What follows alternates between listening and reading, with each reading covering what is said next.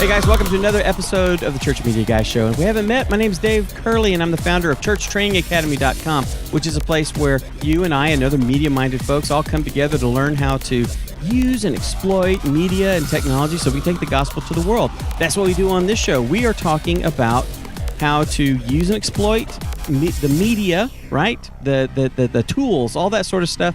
Podcasting, live streaming, what else? Email even, graphics, audio, video, all that sort of stuff.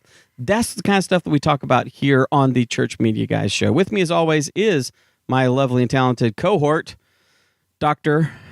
Justin Nava. What's going on, Dave? What's going on, everyone listening in the podcast, the YouTube, your Apple TV, your Roku, Facebook, watching with us in the watch group? Appreciate you watching. And for those watching us live, like Brian on YouTube. Yeah. We were interacting with Brian. He was asking some hardball questions, but I think we got through. Yeah. Earned his respects. Yeah, Thanks for watching, nut. Brian and Dan watching on Facebook, putting up with us.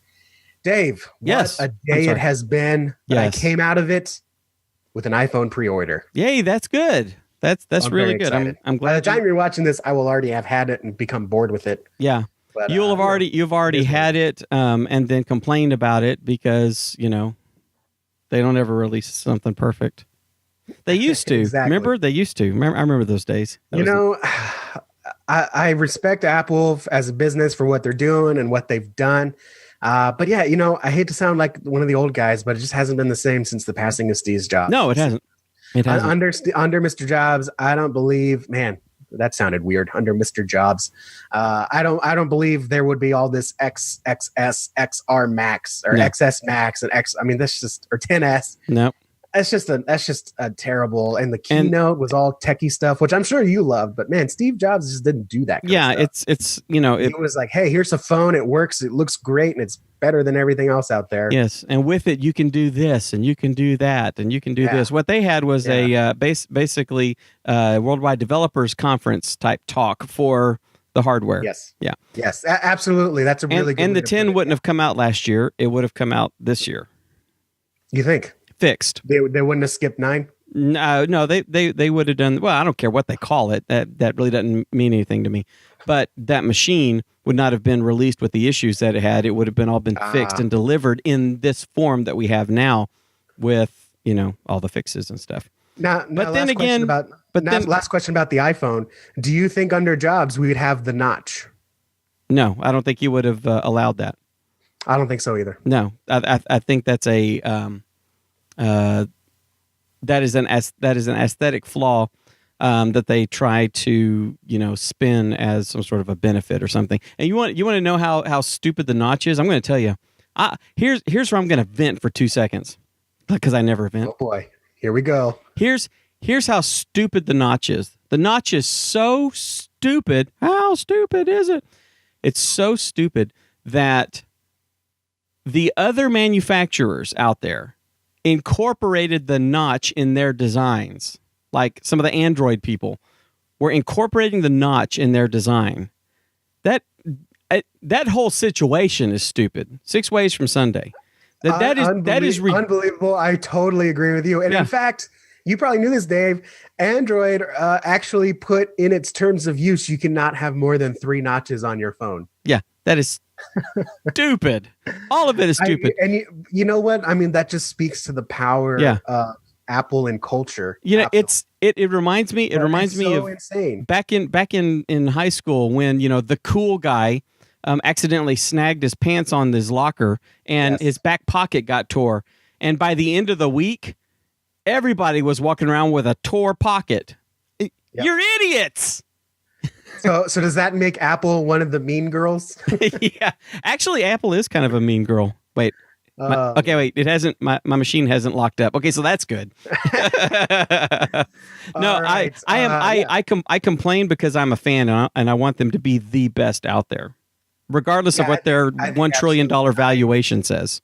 Yeah, I would say I'm definitely not a fanboy because I will tell you this right here on the air. I would much rather prefer to walk around and buy the Note 9. Mm-hmm. That is a beautiful phone. That thing's looking smooth. That phone. That thing looks smooth. It looks amazing. but I want iOS. I need iOS, I would say. And so I'm stuck with iPhones. And they are great devices, but man, I wish I could put an iOS on a Note 9 and I would buy that device. Yeah. It is what it is. Yep. Awesome. All right. So now that we've vented, I'm probably cutting all this out even as we speak. We'll make it some bonus content. There you go. And now for our feature presentation. Chris Huff and Brian Gowing, between the two of them, they have 50 years of pro audio experience. These two guys are the geniuses behind the mixer. Guys, Chris, Brian, thank y'all so much for joining the Church Media Guy show today. How are y'all? Yeah, pretty good. Glad to be here. Doing well, doing great. Great to be on the show. Fantastic. We are glad you guys are here. We're glad we finally got some like pro audio guys in here to either back up some of the stuff that Justin and I have been saying for the last year, or to completely debunk us and relegate us to the ash bin of internet history. Hey, I'd rather learn that I'm wrong than keep doing it ignorantly. So I'm glad we got Chris and Brian here, because while audio, we talk about being a T-shaped individual. You have your depth of learning, and then you have a couple things on top that you spread out your knowledge on. I'm more like a pear. And audio is one of those things that I know a lot of, but I know enough to be dangerous. So I'm really glad to have Chris and Brian on here, especially with what we're going to talk about today, because that's where I become less dangerous. So Chris and Brian, the main reason we asked you to come on here is because we've gotten a couple of questions from our audience, and knowing where you've come from to where you are now. We don't have to dive into the super technical, because obviously every situation is going to be different. But we keep hearing we either got a new soundboard or we're looking to get a new soundboard. We need something that's easy for our volunteers. We want something that maybe could last a long time. And we had someone even ask, should we go with an analog board so we can learn the fine tuning and learn what all the knobs do and actually physically see things like sub-channeling and fading and all that stuff? Or should we go ahead and get the digital board because maybe we set it up one time and then people can just press a button. They don't really know what they're doing, but they're pressing a button. And all of your experience, since you've worked with analog and now digital, kind of walk us through. Let's say we're going to get a new board. You can't tune something you don't have right now. What are the things you look at when you're getting a new board and you have a volunteer team of, let's say, 3 people? Well, if I've got 3 people and I want to get a new console, the first thing I want to do is say, okay, what is the tech level of my team, and how willing are they to go ahead and step up and learn a new console? And that's going to help me in some way say, if I go digital, how far digital can I go? Because there's a lot that you can do with the digital console, and some consoles are honestly more complicated than others. While at the same time, there are a number of digital consoles that, to me, anybody can learn as long as they're willing to put in just a little bit of time. Now, I don't bet too much, but to say, I will say that digital consoles, you can do virtual sound check. That means you can record everything on all the individual channels and then play it back when everybody's gone. And that's an excellent way to learn a console. But should you go analog or digital? To me, a lot of that is dependent on what are our needs. And I mean, if you're just talking a church that needs a handful of channels to do, let's say, a piano, a couple microphones, maybe a playback device, you could easily go analog. But if even with that, you could say, well, we want to go digital because we want to take advantage of all the different options that digital gives us. Because we could do analog plus a bunch of rack components, or for the same price, go with a digital console. And so some of making these decisions is looking at what your needs are, your current needs, what your future needs are going to be, and then also the level of expertise of the tech team. And I've known churches where their tech people, all they want to be able to do is adjust volumes. They don't even have the desire to learn how to mix. And with that, I'm saying, look, if you need a new bored because your old boards, channels are dying or whatever, just get another analog console. Yeah. But if you're really going to step up into the digital world, I think anybody who's interested in mixing, go ahead and go from analog to digital, because there's really no reason to stay analog. And a lot of that's just with the price and the features that you get. So one of the things that you mentioned was getting a digital board so that you don't have to have a rack full of components. Just to clarify for some people that are completely new to this, back in the day, we would have a board that there's an analog board, a Mackie 16 channel or 24 channel or something like that, and then we would, if we needed compression, if we needed a gate or some limiting or something like that, we would need to have. In some cases, early on, we may need to have one compressor per channel, or 2 or 3 of the mic channels going into the compressor, but then like maybe not the guitar or something like that. So we would have to start buying all these other components that were then going in and out of the board, in and out. So what you're saying is that with some of these digital boards, compression, gate, other types of effects processing and stuff can actually be done per channel on the digital board just by going to another screen and twisting some digital knobs and stuff? Right, exactly. And let's say I've got an analog board and I want to add reverb. Well, if I get a rack unit that can do reverb for 2 channels, I've got a couple options. I either only use that on 2 channels, or I could route, let's say, all vocals to a submix and then apply reverb just to that. But if I wanted to do reverb on multiple different instruments, let's say 6, then I'd have to have 3 rack effects units. And so there you're just adding, that's more money. And more power requirements. Right. Mm-hmm. And with digital, because it's basically a huge computer, and you just say, okay, I'm going to go to this channel and I want to add my reverb, and then you can do that.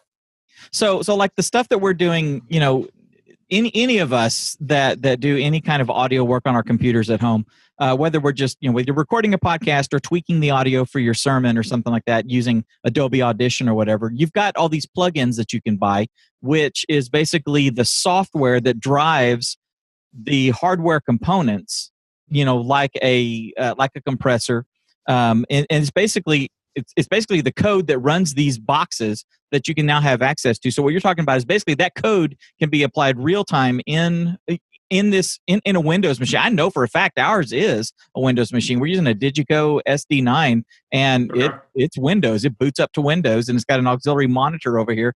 And it's a Windows system. So basically, it's just a bunch of audio plugins and stuff, right? That are basically running real time. Essentially, yes. I mean, and one difference I will tell people who are new to digital consoles and are maybe just exploring those, you can go from one console that has a small screen and that shows you everything you need to a console that has a screen on the actual mixer plus an additional screen. You can have an extra mouse over here and a keyboard. It can be as advanced and complicated. I don't say complicated, just complex as you want it to be, or as simple as you want it to be. That's what's out there and available now in the range of digital consoles. 10 years ago, it wasn't the case. But right now, what you can get for $2,000 all the way up to, let's say, $60,000. And honestly, it sounds like a huge range, but there's so much you can get at $2,000 that it's hard to say no to some of that stuff. But that's my thoughts on it. I mean, I'll flip it to Brian for what his thoughts are. I'd say ditto. No. All right, next question. Yeah. So here's the thing, though. What a lot of churches try to think about, and you touched on it a little bit, Davis. We want a digital board so that we can set it and forget it, and then all we have to do is adjust one knob. And I don't know where that misconception came in from, but I hear it a lot in churches. I was like, no, you can't. The biggest fallacy, I think, in churches is that anybody can run sound, right? It's like most of the churches that I deal with are smaller churches, under 100. So the guy that's running sound is usually some guy that either got volunteered for or knew a computer and got thrown back there. So all they're dealing with is this small Mackie mixer. There's no compressors, no crossovers, no nothing. And that's all they have, and that's feeding their mains. So now they get the bright idea of going to a digital board, because then they think the digital board would be a lot easier to use because they just set it and they just press a button. And that's not true. There's still work that needs to be done. That's like where a lot of these churches that have electronic drums get their electronic drums and they go, oh yeah, we have like 500 different drum sounds that they use. They might use one or two. Right. And the rest are there. And it's the same thing. The capacity of a digital board can future-proof a church, but it's not meant to necessarily simplify the mixing process. Yeah, and you talk about that misconception, and we were actually talking about that. Our viewers aren't privy to our pre-show conversation, but we were talking about how I use the analogy that you said that you've been doing church audio for however many years, and Chris had been doing church audio for however many years, and I said, wait a sec, you guys have been doing pro audio for this many years. It happens to be at a church, and it's that mindset that I run into a lot in churches, is that it's almost as if they're trying to excuse lack of excellence. I think anybody listening to this that thinks that we want to have a digital board so we can set it and we can forget it. I can grab a child and stick them over there and say push this one, then push this one, then push this one. It's not like the wonderful world of presets and it's going to work, because you guys can attest to this. If you have an auditorium for 700 and you have 100 people in there, the acoustics are different and the mix is going to be different. If you have 725 people in there, the acoustics are different and the mix is going to be different. And someone has to have the knowledge to be able to say, oh, we got to up this, down this, trim this. Yeah, and what Chris and I have talked about this before quite a bit too, is the paradigm of church audio video lighting or technical expertise in a church. The expectation over the last 10 years, probably since the iPhones have come out and like the Apple the store and everything, where it is such freely available good quality music now, that even 10 years ago a church could get that by, right? That's like, oh, it's a church, so it's not going to sound that good, to where we are now, where it really needs to be treated as a professional environment, no matter how small the church is. Right. The expectation of the public is, I hear all this good music, whether it's a Hillsong, a Bethel, or Elevation or whatever. It's like they automatically say, well, especially if they don't go to church and this is the first time they're going, they want to hear that same level at a smaller church. The worship teams get it. That's why a lot of them are doing tracks and they do that kind of stuff. And the technical side of it is lagging behind. Right. It doesn't get the attention it deserves from the pastoral staff to say, hey, you know what? We really do need professional level quality. We need to at least get these people trained to know what this equipment does before we give them new equipment to play with. And they have to have some of the basic understandings of sound reinforcement and things like that. Justin and I have been constantly, almost harping, we're referring to it not as Sunday morning service or your church service or your worship service. It's the live event. And we want people, we want our members, we want people in our Church Media Hacks group, we want people to understand that each week you're producing a live event. So think about the last time you went to a conference, a one-day conference or some workshops or something like that. And the people that were putting that together for that event, and they sold the tickets and you bought early so you could get a better price, and then you got your hotel room and you went to this thing and you went to a live produced event. Could have been a concert, could have been a conference, could have been an expo, whatever. That's basically what you're doing at a different scale for your church. It's a live event with a keynote speaker, with a concert beforehand and stuff. You have to think of it. And yes, we are in ministry, but we have to technically look at it as we have a concert with a short set, and we have a keynote speaker who needs his slides, needs her handouts or whatever else is going to be accompanying it. And then we have an audience that's going to participate sometimes. Mm-hmm. You know? I would definitely agree with that. I think what Brian and I try to do is say we want to teach people how to do pro audio using professional pro audio best practices. And by the way, we're going to scope that into working in kind of the unique situations that are present in the church environment. Yep. Now, what I also add on to that, and I think Brian does this as well, I'm not, his wording might be different, is I try to tell people you're mixing for a moment. It's a moment in time that's never going to happen again.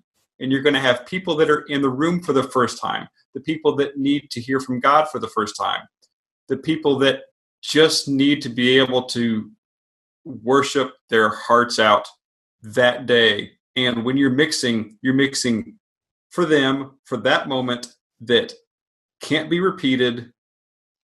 And I think we have to honor that and say we want to put everything forward so when people are here in front of us focusing on the stage, they are all in and getting whatever it is that they need and blessed in that way. Yeah. I really love that. You are mixing for the moment. Because so often when I was overhead or working with the sound booth in my last church, every week, I feel like every week I would hear, I don't understand why it doesn't sound good. It sounded good last week and nothing's changed, But, there was a different number of people there. There was a different person singing, a different guitarist using a different mic. And I love that. So it really is a fresh mix. Not that you zero out every week, but I think it does deserve a fresh mix. A couple of things I want to comment on before we go on.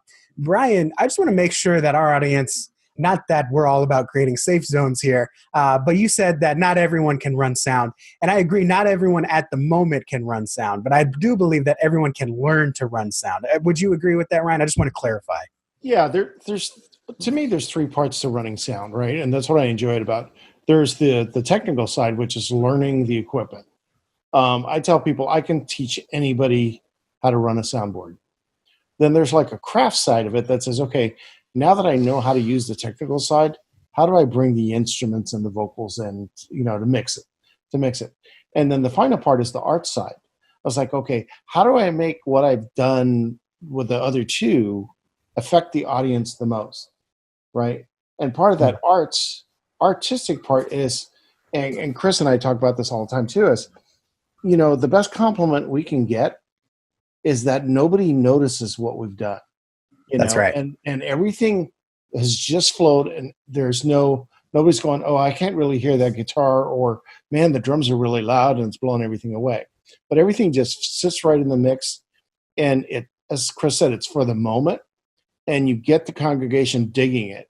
I mean, one of the coolest things is where we are sitting in the back of the house and watching the impact that doing a mix properly, where the worship team is feeling comfortable and grooving, and they're leading people to Christ and through the music. And it's just so cool to watch the audience connect at that moment. That is one of the coolest feelings. And I love that breakdown too, the technical, the craft, and the art. I think, just real quick, I think the technical and the craft, I think that covers about 80%. I think like if you were to scale knowledge of sound engineering, I think from 0 to 100, the technical and the craft would get you about 80% of the way there. And I think that's where a lot of church people even strive to, and I think that's okay. And the art is the last 20%. So I think it's okay if you mix to sound just like Hillsong or sound just like maybe the church down the road. That's getting that first part of the trek. Would you agree with that? Is that a good analysis?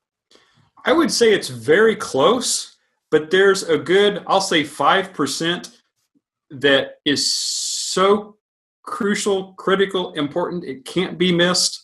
And that is the ability to communicate with people and work with people, because we think of us as we're in the sound booth. It's our little castle. We happen to sit up high. We have the parapet that runs around. I love it. But the fact is, I mean, almost like you're a pharmacist. You got to be up there. You got to be up there 8 inches above everybody. Can't be down there with you people. I got to move these pills from here over to here. You got the sign on the door. Authorized personnel only. We have that sign, but anyway, I think the wear thing white is, lab coats. Do you? No, not yet. Nice. Not yet. Nice. Yeah, I think you should. Yeah, that is a good idea. No, but I think it's, I spend so much time beforehand. I'm working with the band. I'm, finding out what's going on in terms of the service schedule. I want to, my prep time is a week before the service. It's not that morning of. And so much of that time there is communication. So even though we think of ourselves as introverts, we have to be able to get out of our shells, get out of the booth, and go and have these important discussions, whether they're face-to-face or email. I love that. Yeah, you can't forget the communications aspect of it. One of the things you said, it's one of those things that I haven't thought about in so long, and the memories are just rushing back to me. And that was when we bought our first digital board. We went from a large 32-channel Mackie with several racks, 3 racks, I believe, went down to a single Behringer X32. And that was our first digital board. And I totally forgot. I mean, we had racks of stuff. Now, the stuff that really affected me was we got rid of the CD recorder, the CD burner, because the Behringer can burn or can record right to a USB. And so instead of burning CDs every week or a master CD, I would just record to the USB and eventually to the computer where we could actually do fine mixing post. But I remember leaving all that stuff behind. And I do remember, too, our team were very eager to learn something new. I can't imagine if we had someone that's, kind of crossed their arms and said, I don't want to learn anything new.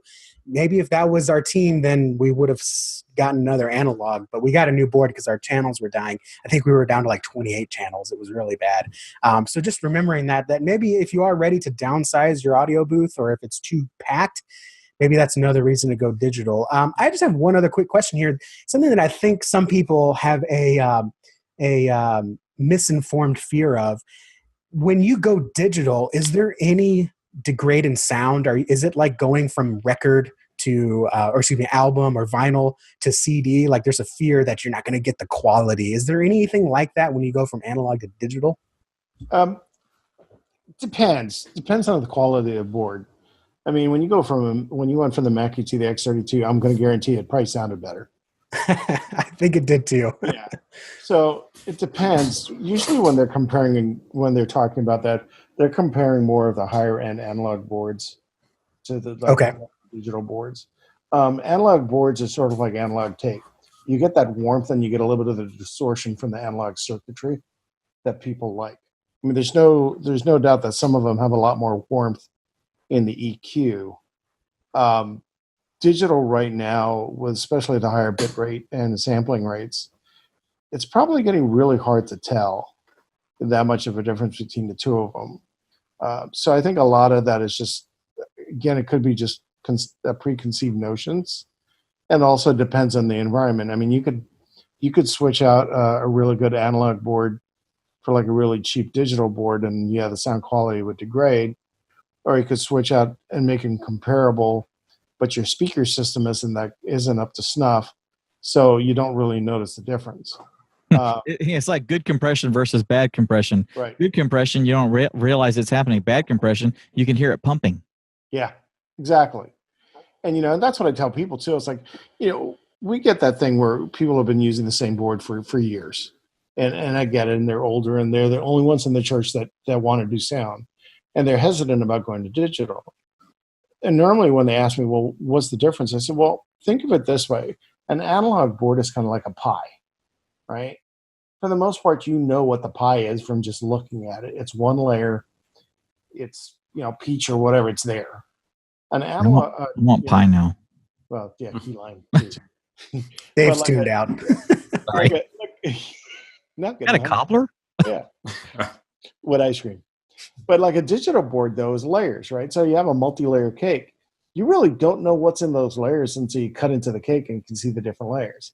And that's the best analogy that I have for digital boards. It's like the stuff's all there and more. You just have to get used to, instead of an analog board, which is what you see is what you get on the board, to what you see is what you get when you press the select button. And then once they kind of wrap their head around that, I think it becomes easier. For them to say, okay, we can make the switch, and it's easier to do because we can save scenes. We can make a mess and recover. And then all of a sudden now they're like, oh, we really love this board. Yeah, that was one thing that we really enjoyed about our digital board was we were a multi-function church. So we had our church and we had a private school.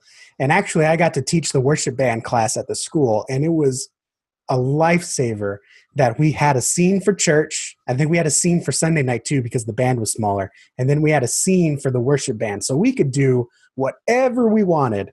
And it did not affect Sunday at all because when the time came, they just switched right back to their Sunday scene. Really, really love that. So that is another benefit of digital.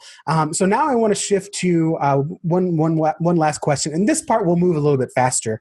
Let's say we've got our new board, whether it's analog or digital. We plug it in, we got the channels running, we're getting sound out. But of course, with it being a new board, we're going to have to retune it, remix, retune the room. So what are your biggest tips, or maybe not getting too much into the details, but high level, what are you looking for when you get a new board and you need to set it up for Sunday?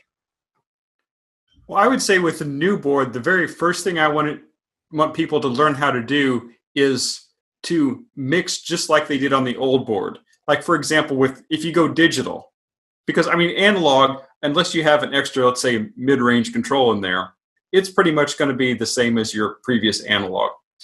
But you jump to digital, it can be quite a bit different. And people can look at it and say, wow, there's so many extra features. Let me jump right into doing effects and compression. And now why doesn't it sound very good? And very, very guilty of that. Yeah. Yeah. Well, everybody has a flange on them. And I can understand the desire to do that. But what people need to do first is learn how to mix like you did on your old analog console. So, for example, just focus on your graphical EQ. Once you can set your gains, set your EQs, you got your volume all balanced out, and your mix sounds, you go, this is really good. This is kind of like how we used to mix. Now you say, okay, this is good. You've learned your new foundation. Now in the digital console, once you're comfortable doing that for a couple of weeks, now go ahead and say, let me go ahead and add in effects, add in compression. So now you can take those away and you still have that good core mix that you have.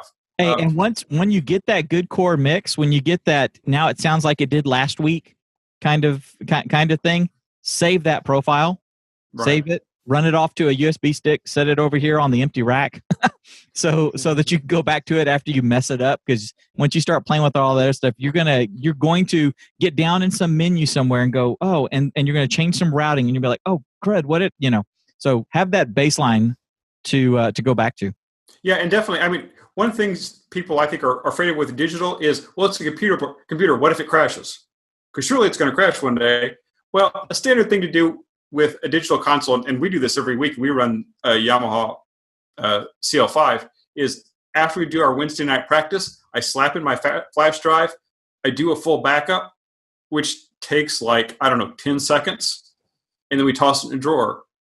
Now, before our CL5, we ran a Yamaha M7, and I think in my 5 years on that board, it only crashed once.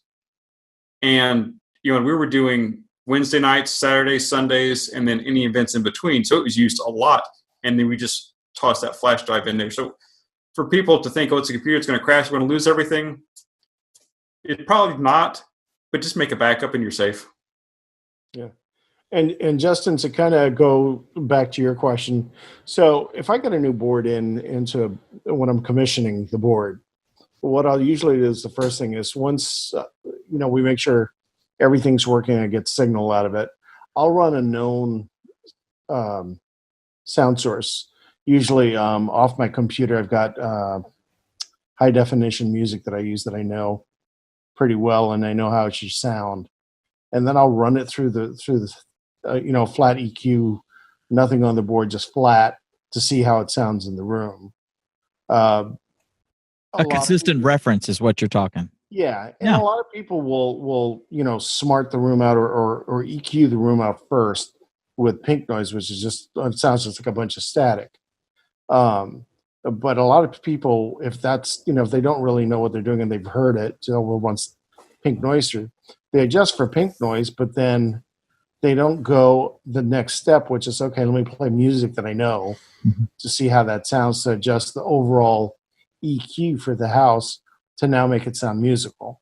Because you've gotten it flat, which is great for the room if you can, but now you need to make the channels sound musical, and you want the overall sound to sound musical. And once I've got that baseline, now I know that, okay, the room at least sounds good with the EQ that we got in there. Now I'll start going through each of the channels and bringing the instruments and the vocals in and EQing each one of those as you go through. And I guess that's where the artistry comes in. You're not just a button monkey at that point. That is what goes with experience, and that's why, just like with any of the technical things, it's always good to kind of have a master apprentice kind of relationship where you've got the person who knows this through and through, like you being the guy, and then Justin, who knows how to push buttons and all that, but may not have the ear, may not understand the fine tuning and the finesse, but can practice with you and learn and ask the questions. And why did you make this decision? Or I'm hearing something. That's the brilliant part is when they start noticing where the lack is. That's where you get the goosebumps going, they're getting it, but and then you can tell them why I made this decision. And you're talking about EQing the room and then making it musical, and knowing how it's going to work and stuff. What happens on Sunday when 300 people show up? How much variance do you have to tweak? And are you just tweaking the volume levels, or are you actively going in and taking some of the harshness out or adding some more brightness to it, because now there are 300 soft pillows in there that are absorbing half the sound? We called them meat shields. Meat shield. That's true. That's what we called them. And I think Chris and I agree on probably most of this, if not all. I'm not sure. Chris will chime in. I know he will. Well, you like Pepsi, so we're only taking this with a grain of salt anyway. I know, that's true. Yeah, come on. Coke for you. Okay. But so, again, that's something else that's a misconception, right? You leave the gain settings one and the EQ and everything's supposed to stay the same. And it's not. What I tell people is that mixer is an instrument every bit as an instrument as a keyboard or a guitar or anything else. Amen. That's right. So you tune a guitar all the time. Well, you should expect to be doing something with the board and making adjustments every time you go up there. Now, maybe if you have two services in the same day, you're not going to be tweaking anything at that point. But if you have a rehearsal like on a Thursday night, and you set everything up, and then you come back on a Saturday or Sunday, expect some minor changes to happen because the temperature will be different, the humidity will be different, it's a different day, somebody different's on there. But there's always, at the very least, looking at the settings to see if there's something that should be optimized that isn't optimized at that point.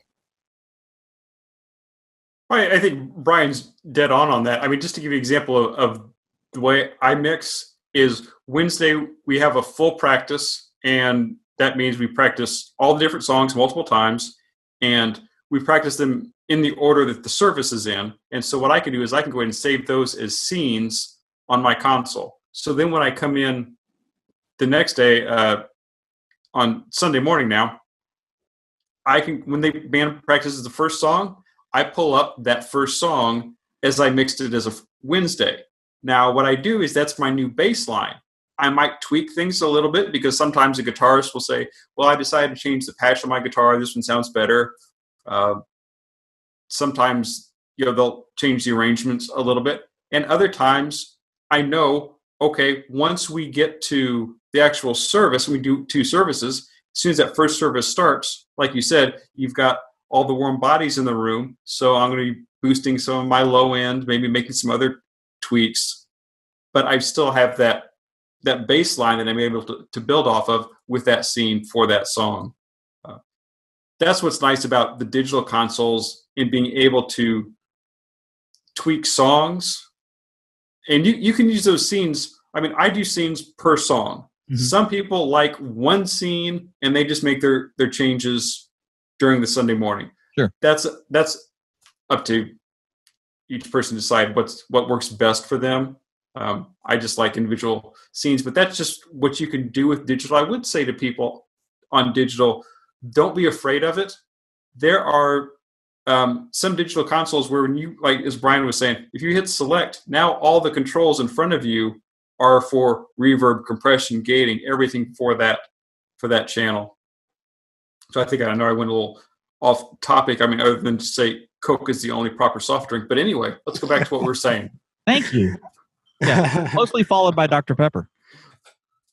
See, for me, Dr. Pepper takes the cake, takes the multi-layered digital cake that we were talking about. Mr. Pibb, if you're in Texas. Yeah, baby. Yeah. Which is owned by Coke. Guys, I really we're running long, and I think we could talk for another hour, and I think we will have to, because we came into this interview knowing that it would be a little on the technical side. It's probably going to be not hit all of our audience because we are primarily live streaming, website, social media, but there has been an outcry of, we need some audio information, and Church Training Academy hasn't provided anything yet. So we wanted to get y'all on first, but there's so much we haven't talked about. We haven't talked about how more of the communication side of it, because I don't care how much you know about mixing sound. If you're not easy to work with, or you don't know how to talk to people, I'd rather use someone that knows less, that knows how to work with people. So how to deal with difficult personalities, how to talk up the non-tech cavemen on leadership that, your soundboard's working. Well, you have, it's 32 channels and only 26 work, but hey, we only got 4 instruments on stage. How many channels do you need? They don't understand the different things that we need. There's so much more to get into this. And so I think we're definitely going to have y'all back. Dave, do you have anything else? I do. I want to say something. And I guess when we were talking mindset earlier on, we were talking with our soon to be new worship leader. One of the things he said was he's been in churches and seen churches where it's the worship leader and the choir and the band and stuff, and then there's those people over there and turn me up and turn me down and I need more monitors, and there's this huge disconnect between the two, between the the stage and the back. And he said that mindset is wrong. And so I want to encourage everybody listening to this, when you're in this space, he said, we are the worship team. He said, I am the one who is leading the people on the stage, so that we together, the musicians and the singers and everybody, can lead the audience. And you guys, the technical team, are the ones who are providing the reinforcement, providing the tools, providing the atmosphere and the ambiance for the place, whether it's lighting, whether it's video elements, whether it's sound, all of that working together. We are the worship team. We are just as important as the guy playing the guitar, the lady doing the special on the piano, and the person who is doing the lead on this song. That mindset, I think, is essential for having success in a worship environment. The uniqueness of what we do here, where we are doing a live event, where a live event, a Bon Jovi concert or whatever, there can be a little bit of a disconnect, but we're all working together to provide this one atmosphere that leads people to worship and to an encounter with Christ and stuff. So I wanted to state that. That's something I've been seeing, and I've seen both sides of it. And we're now moving into the side that I and my pastor and the rest of the worship team and the ministry, media ministry and all that are looking for. So I just want to share that with everybody. Yeah, I mean, the beauty of it is, and I tell my team this all the time, we get to do this. Yeah. We are doing this not for our benefit, not for our, ego and chance in the spotlight. We're doing this for God. And if we can't work together as a team to give glory to him by what we do in our service, why are we doing it? Right. All right, let's pray. No, sorry. Everybody join in. Man, we got really deep. That reminds me of a story, and we'll close with this. This is where the pastor closes his Bible and the worship team comes up on the stage. Go stand on the side of the platform. I mean, on the podium. Lean on it. We had a worship leader, and he said, we're all lead worshipers, but guess who's the most important one? Like, if we had to label the most important one, who's the most important? And some people would say, oh, of course it's you, because, we're following your lead. And some said, well, it's the piano because, the piano drives this song. And someone said, it's the audio people because if they can't hear us, they can't worship. And the lead worshiper said, close. So they said, if you had to pick the most important one, and he pointed to the slide lady, he pointed to her and he said, we could all sound great and we could be mixed great and play every note correctly. But if the slides aren't working, no one's singing along with us. And that's a huge distraction. And so even if your video, if you're somehow listening to this 45 minutes into the interview, good for you. If the slide's late or if the slides aren't working, it's real hard to follow along even if the music is really, really great. So we all play a part in being part of the worship team. So thank you, Chris and Brian, for coming here. This is one of our longer interviews. We strive for 20 to 30 minutes. I think we're going on 45 now. There's so much good wisdom here. I love it because I'm just flooded with the nostalgia of, man, I remember when we got our first digital board and how exciting it was. Chris and Brian, where can we learn more about you if we want to connect with you and what you're doing behind the mixer? Where can we find more about you and your ministry? The best place to go is go to behindthemixer.com. That's going to have everything on there. It's going to have our guides that we offer. It's going to have all of our free articles, links to our podcast, also our online community, because we really think that, it's one thing to get to know the other sound guys on your team, but you're going to learn and grow and just feel so much better about your own self when you're out there in community with other sound guys. And so Brian and I are always talking to people literally around the world. So go to behindthemixer.com and you'll find everything you need.